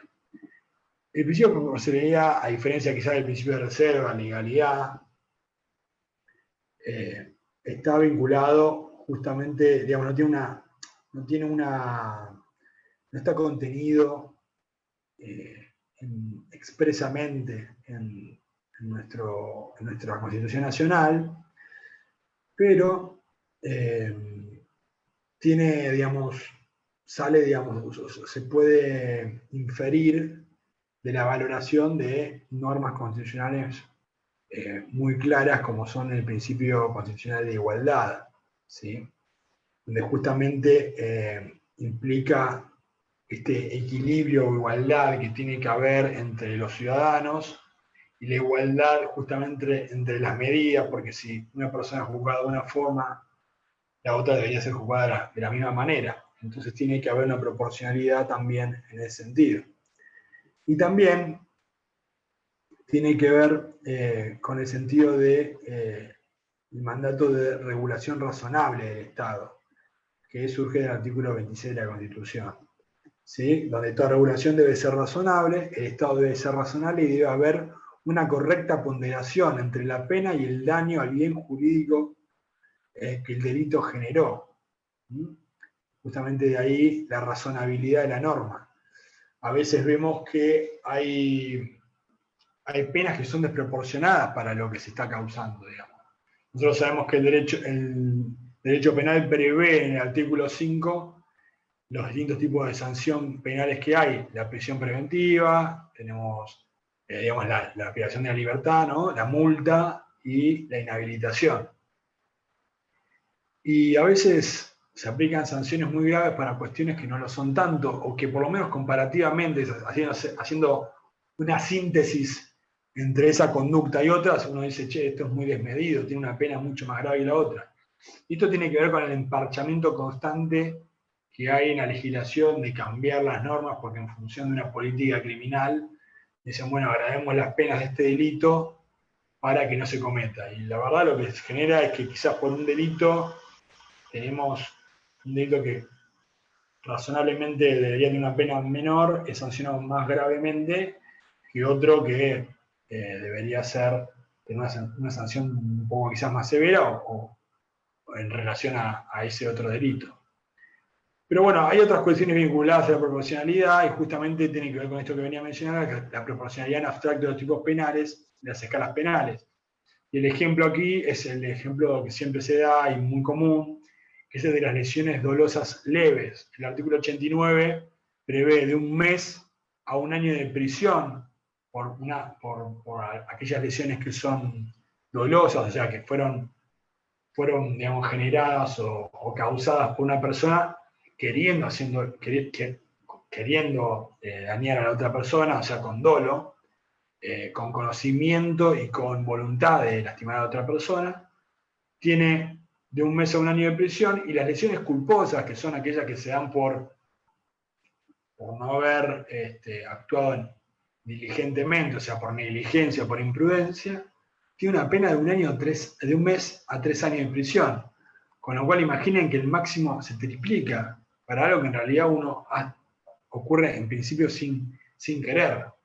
digamos, sin tener la idea, sin haber querido salir a lastimar a alguien, uno lastimó a alguien y tiene quizás una pena mayor que las dolosas. Imagínense cómo afecta esto, que quizás esa pena puede que termine prescribiendo la pena de unas lesiones dolosas y las lesiones culposas pueden seguir por tercera investigándose. Otras cuestiones vinculadas con la proporcionalidad es el tema de la tentativa. Cuando lo vemos, la tentativa justamente reduce la escala de un tercio del máximo y la mitad del mínimo de la pena. Y después está la proporcionalidad procesal, ¿sí? Las medidas de coerción también tienen una proporcionalidad. Si estamos persiguiendo a una persona por un delito que ni siquiera tiene pena privativa de libertad, es desproporcional aplicar una prisión preventiva o mantenerlo encarcelado. Y este principio que vamos a ver ahora, que digamos surge de otros, tanto del artículo 18 como del artículo 5 de la Convención Americana de Derechos Humanos o el Pacto de San José de Costa Rica, como quieran decirle, es algo fundamental y que hoy en día más presente tenemos que tenerlo, que es el principio de humanidad. ¿Sí? El derecho penal el derecho penal debe tender a la recuperación social de los condenados, al respeto de la dignidad humana, ¿sí? Que tiene que ver con la prohibición de malos tratos, ¿sí? Y a evitar que la pena se agote en mera retribución.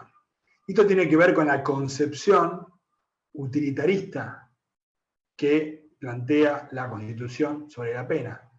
No la pena como en sí misma, como una pena que simplemente se aplica justamente para afianzar el principio de justicia, sino como para justamente que el principio penal tenga una motivación de resocializar, de reeducar, de, digamos, reencaminar a esa persona en la vida social.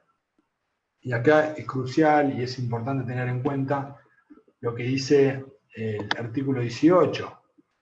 Dice, quedan abolidos para siempre la pena de muerte por causas políticas, toda especie de tormento y los azotes.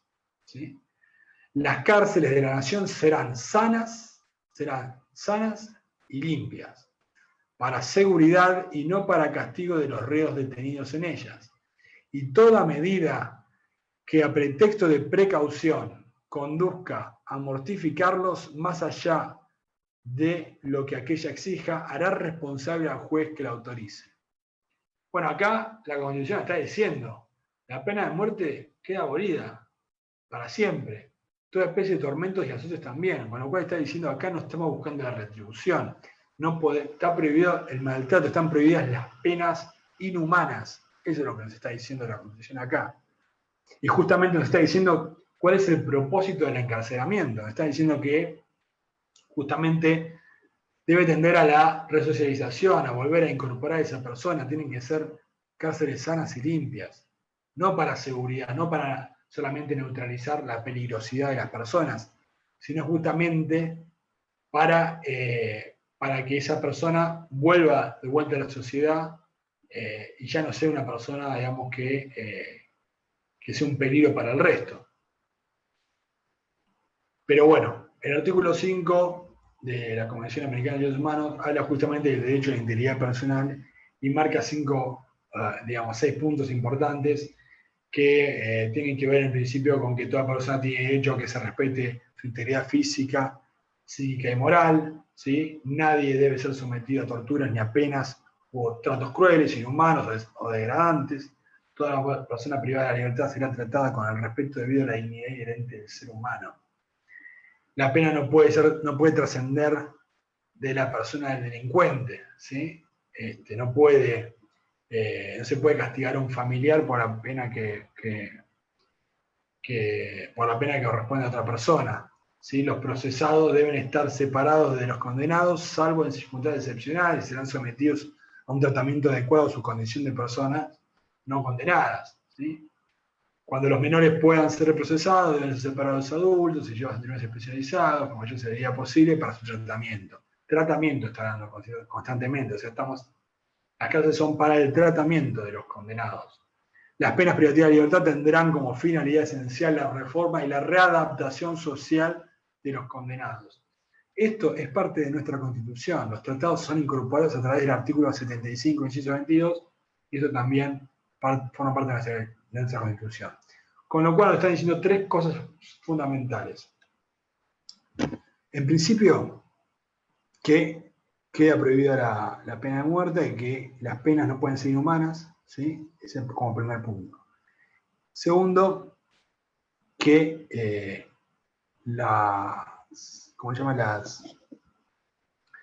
el fin es la resocialización, ¿sí?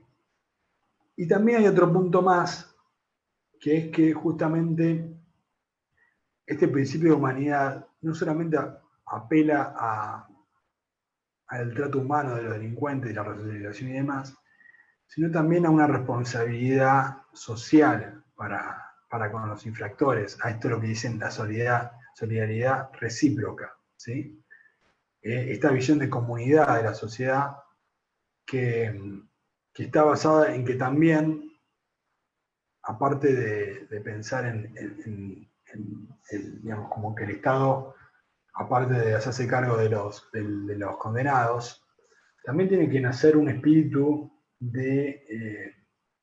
digamos, de una construcción más solidaria del mundo, digamos, de que la gente tiene que también pensar y que son personas, que no son cosas, y que la gente que está privada de libertad tienen exactamente los mismos derechos que aquellos que están en libertad, solamente que están restringidos en su libertad, ¿sí? No puede habilitarse, como indica justamente la Constitución, digamos, otras penas, digamos, con el pretexto justamente de cuestiones de peligrosidad o demás. Esto me trae a colación todo lo que está pasando con las cárceles y demás, y el debate que se está dando permanentemente. Por eso mañana, en la charla que se va a dar con el doctor Zaffaroni, es importante analizar también todas estas cuestiones, ¿no? Que es el principio de humanidad, que también, aunque mucho no se diga, también es compartir el dolor de las víctimas, ¿sí? Es entender también esa cuestión, no es solamente pensar en las personas detenidas, pero fundamentalmente hay que tener en cuenta las cuestiones de las personas privadas de libertad, que son las que están en una situación de desventaja en el momento que están detenidas. Y esto tiene que ver justamente con esto que veníamos hablando, que vimos lo vinimos remarcando anteriormente, pero lo vimos en la otra charla, de que el hombre es un fin en sí mismo y no un puro y simple medio, digamos. Nosotros con el fin preventivo, digamos, general, no podemos salir a castigar a alguien para darle una lección a la sociedad. Tenemos que, en realidad, enfocar la pena en justamente solucionar o ayudar o recomponer, reeducar, reinsertar socialmente a los condenados. Y acá hay un principio, creo que es uno de los últimos que ya estamos viendo, y que quizás es un principio de los más débiles, pero que es importante, que es el principio de mínima intervención o última ratio. Esto surge en realidad de una conjunción de todos los principios que venimos viendo, ¿sí? Si venimos viendo todas las limitaciones que hay en lo que es el principio de reserva, legalidad, culpabilidad y proporcionalidad, lo que nos está diciendo el derecho penal es que hay que restringir el tema de la intervención, de la injerencia estatal. Y justamente el principio de mínima intervención estatal o última ratio justamente habla de esto, de que el Estado tiene muchos medios de coerción, ¿sí? Está el derecho civil, está el derecho administrativo, hay otros tipos de herramientas que tiene de control de la sociedad, y si bien el derecho penal es un control social, tiene que aplicarse subsidiariamente a todos esos controles, ¿sí? Hay un principio fragmentario de la injerencia estatal y del derecho penal exclusivamente, y tiene que ser de última ratio, como la última opción del Estado es el derecho penal. Entonces el legislador tiene que atender esta situación. Tiene que solamente recurrir al derecho penal cuando todos los demás controles fracasan, ¿sí? El Estado solo debe recurrir al derecho penal cuando las otras vías de control estatal no sean efectivas. Y decimos que es un principio débil, porque es un principio no revisable judicialmente.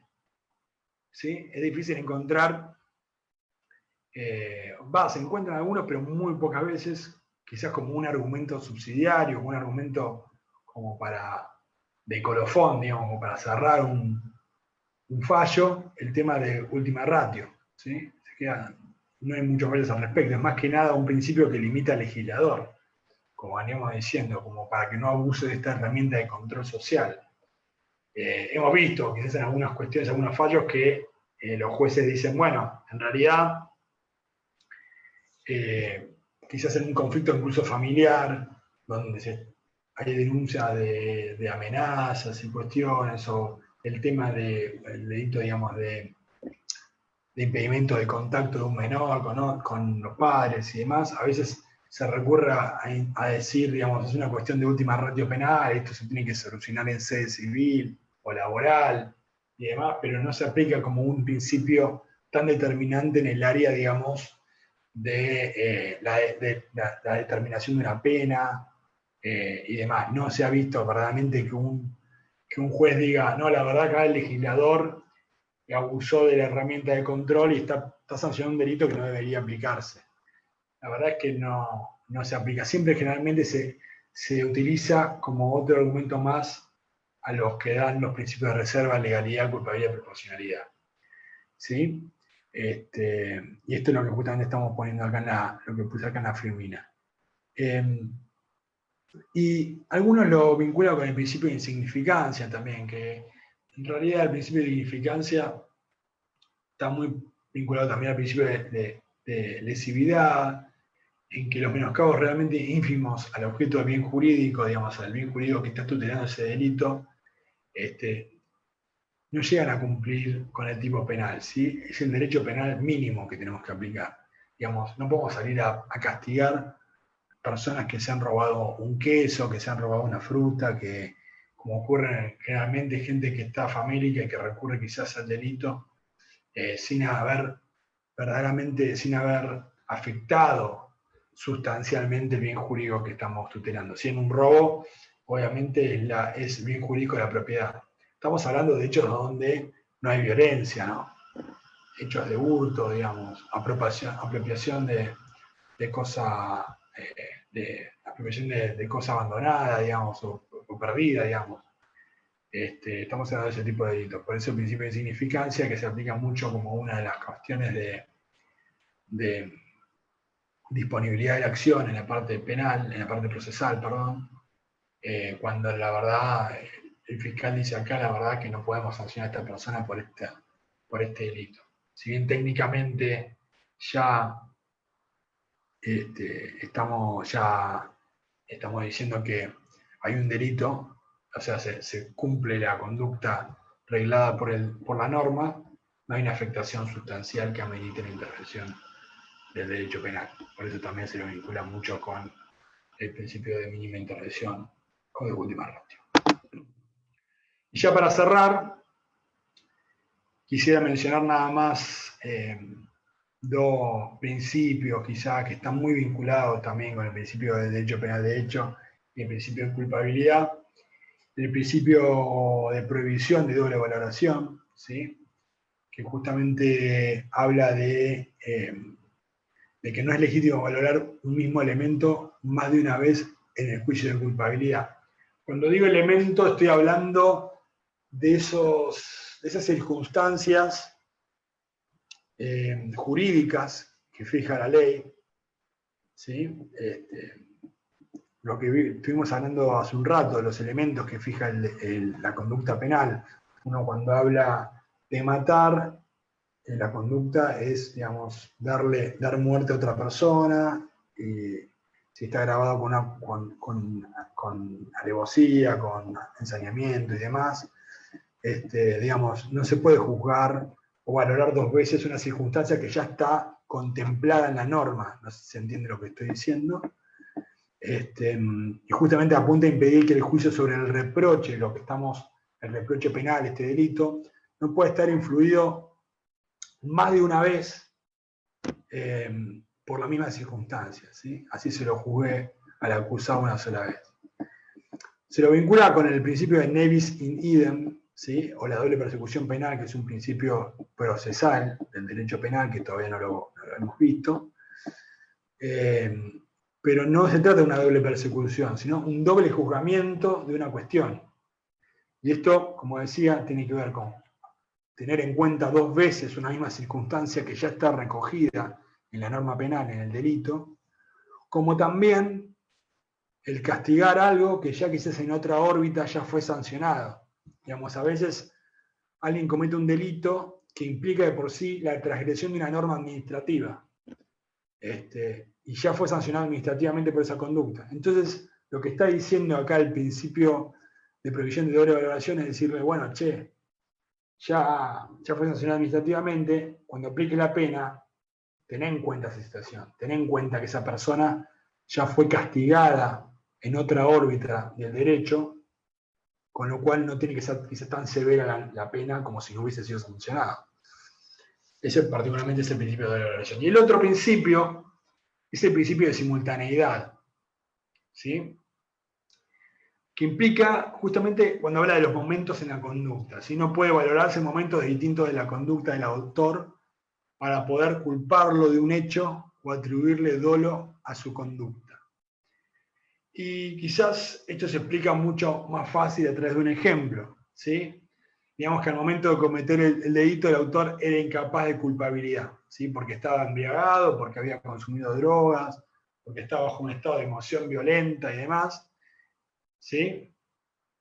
Con anterioridad al hecho, todo esto ocurrió antes. Se puso en ese estado de incapacidad. Entonces comete un delito estando completamente borracho, ya no tenía control de lo que estaba haciendo y debería ser declarado, debería ser inculpado, debería ser eximido de responsabilidad. El quien juzga no puede valorar y decir, bueno, pero él dolosamente recurrió, se colocó en ese estado de incapacidad para cometer el delito. Porque tiene que ser todo valorado, el hecho de ser valorado en el momento en que se ocurrió y no por situaciones anteriores.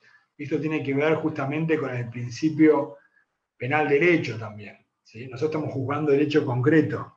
No podemos jugar cuestiones anteriores que no son delito. Porque emborracharse no es ningún delito.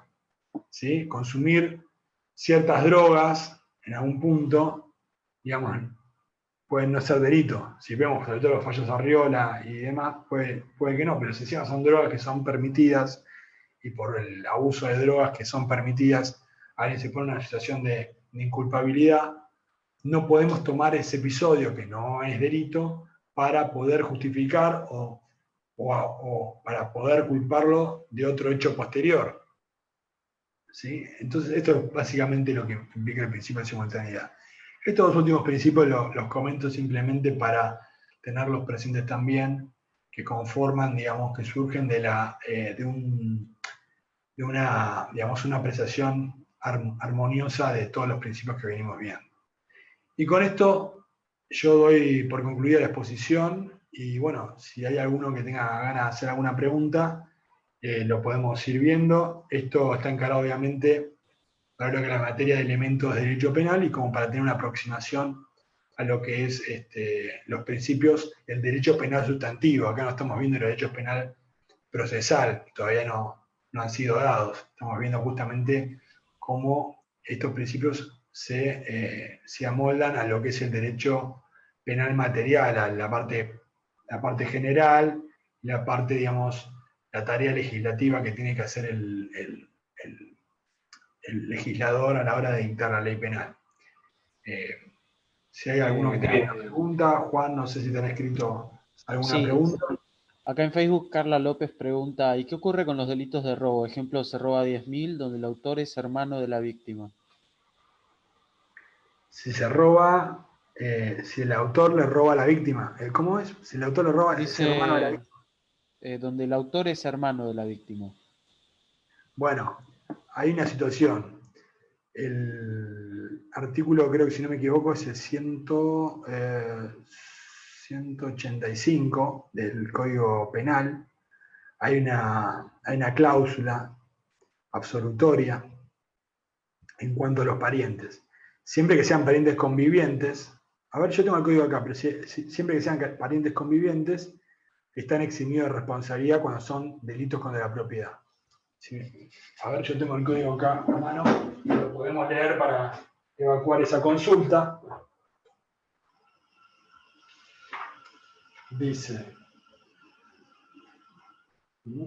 acá, el artículo 185, están exentos de responsabilidad criminal sin perjuicio de la civil por los hurtos, defraudaciones o daños que recíprocamente se causaren, ¿sí?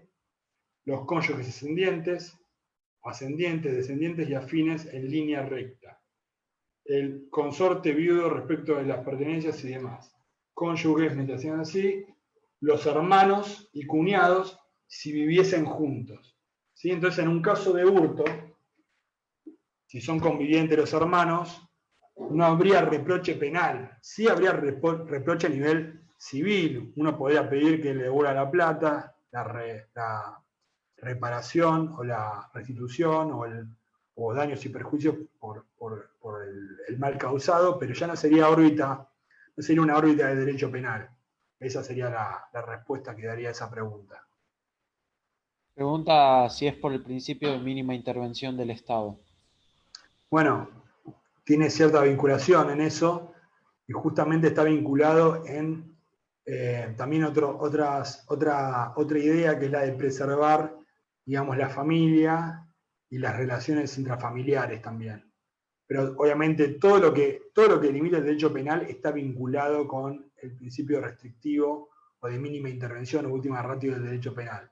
Por eso justamente quizás puede que ocurra en un fallo donde aparte de aplicar la cláusula esta del 185, los jueces digan, además de la eximiente, hay que tener en consideración que el derecho penal es de última ratio y se recurra justamente a ese principio también. Así que sí, yo creo que está completamente vinculado al principio de mínima intervención. Otra pregunta que hicieron acá en Facebook dice, con la sobrepoblación que actualmente hay en las cárceles, las torturas, la mala higiene, etcétera, ¿no estaría faltando con esto el artículo 18 de la Constitución? Claramente, el artículo 18 y el artículo 5 de la Convención Americana de Derechos Humanos, lo que habíamos puesto acá en la filmina, ¿sí? Porque justamente todo lo que es un agravamiento en las condiciones de detención implica un trato inhumano a las personas, ¿sí? El hacinamiento. Yo he escuchado, he visto que hay varios informes, pero justamente se dice que el cupo en lo que es, por ejemplo, la cárcel para poner de referencia la de Motín, la de Devoto, yo llegué a escuchar que se hablaba que el cupo era de 700 personas aproximadamente, que correspondería para que esté en condiciones de salubridad, y que había alrededor de 1.600 personas, ¿sí? Entonces imaginemos en las condiciones en que están detenidas esas personas, máxime que encima se reducen con el tema de los contagios, por el tema de COVID, se maximizan mucho más las posibilidades de la propagación de la epidemia dentro del lugar de detención.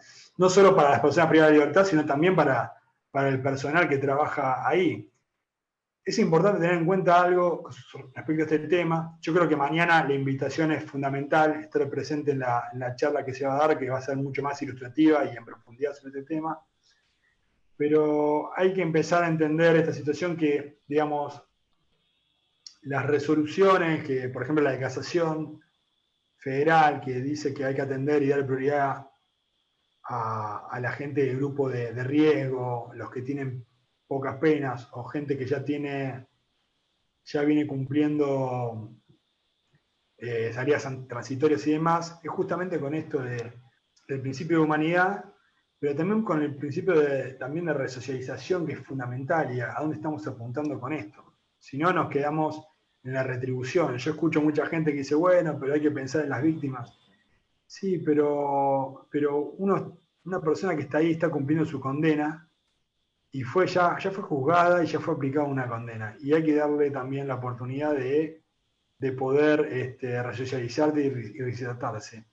Y la resolución de casación no está diciendo que automáticamente hay que dejar a la gente en libertad.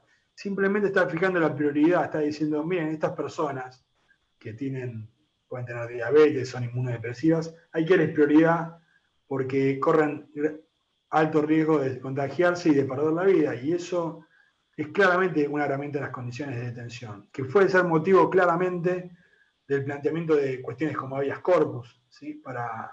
Como se hace constantemente. De hecho, hay una gran cantidad de habeas corpus que se presentan diariamente por estas cuestiones. Pero eso, en definitiva, claramente tiene que ver con el principio de humanidad. Sí, sí.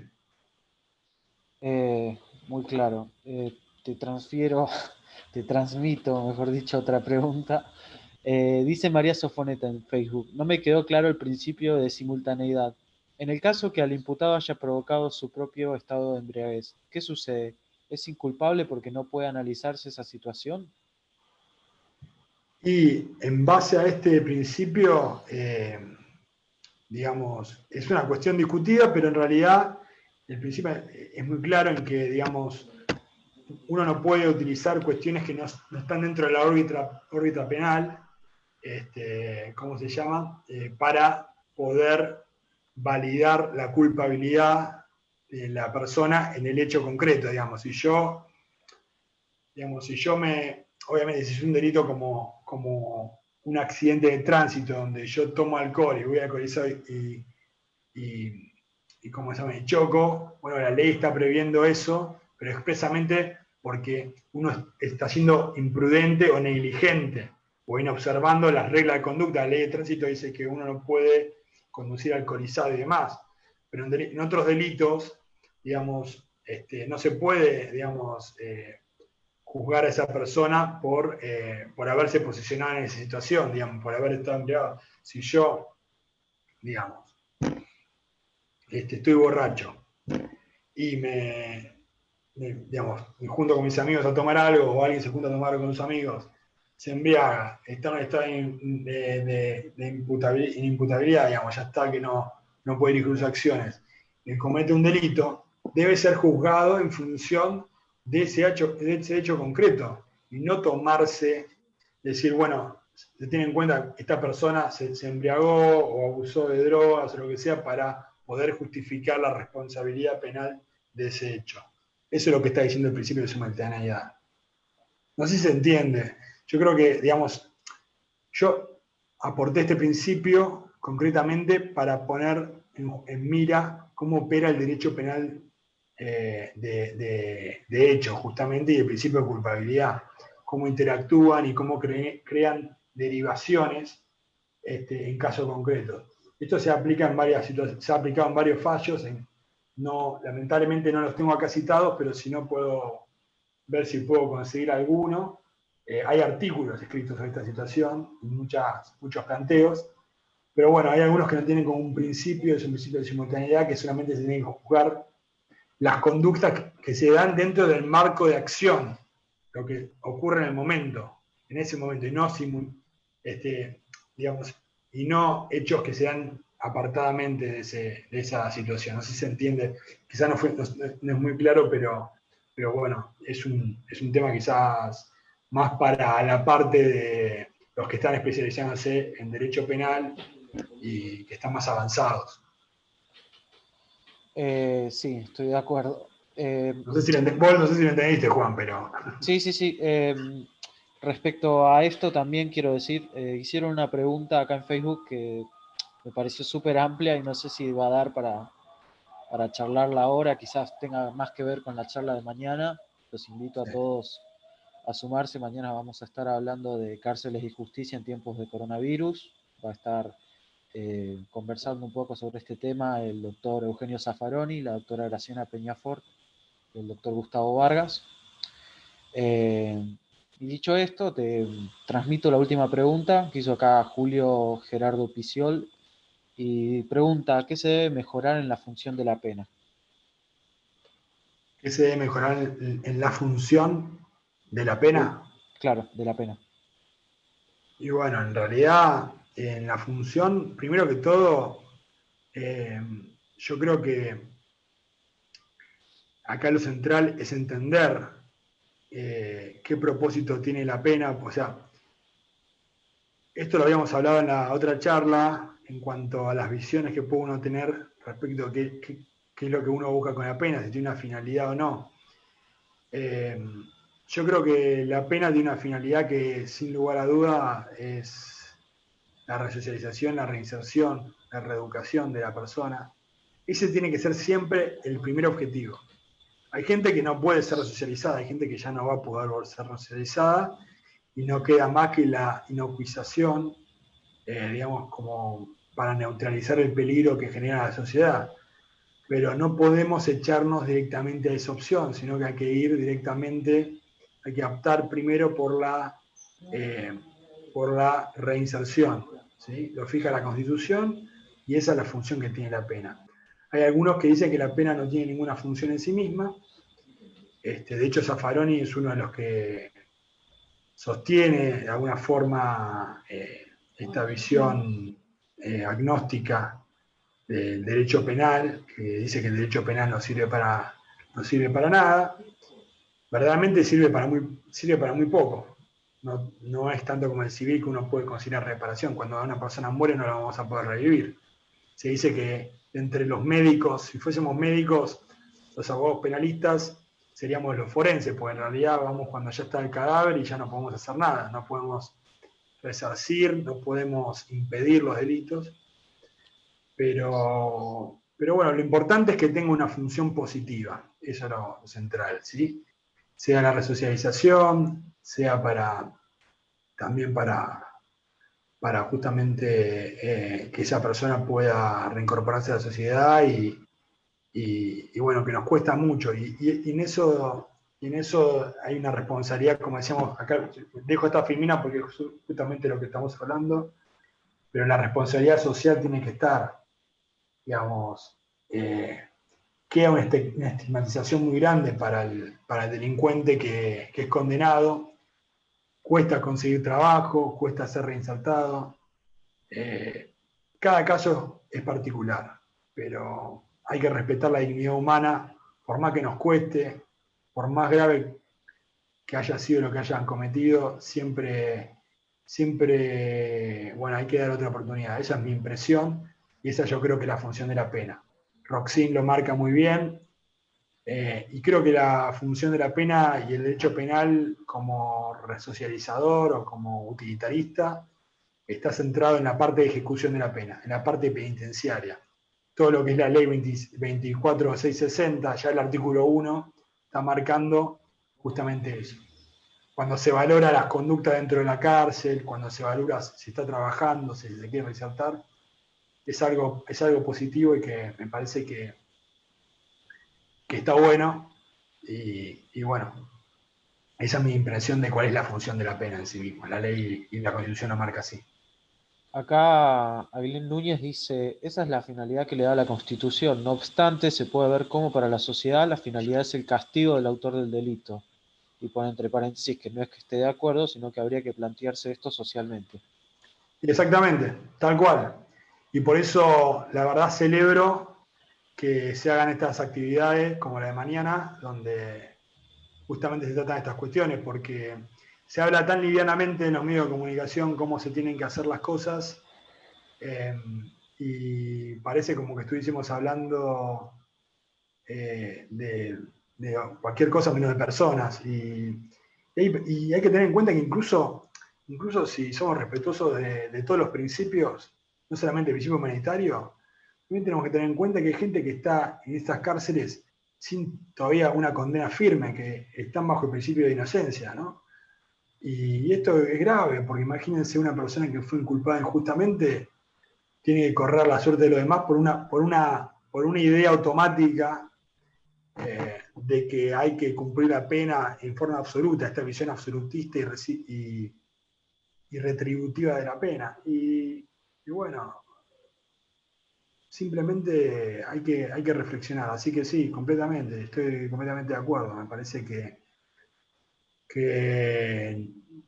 no comparto esa visión retributiva de la pena y me parece que hay que resocializar, me parece que es el camino. Sí, totalmente. Bueno, si no hay ninguna otra pregunta, vamos a dar por finalizada esta tutoría, esta clase de hoy. Perfecto. Bueno, muchísimas gracias por la invitación. No, no, gracias a vos por estar y por tomarte el esfuerzo de hacer todo esto. Muchas gracias a todos los que presenciaron la clase. Los invitamos mañana nuevamente a visualizar la charla que vamos a estar dando con el doctor Zaffaroni, la doctora Peñafort y el doctor Vargas. Muchísimas gracias.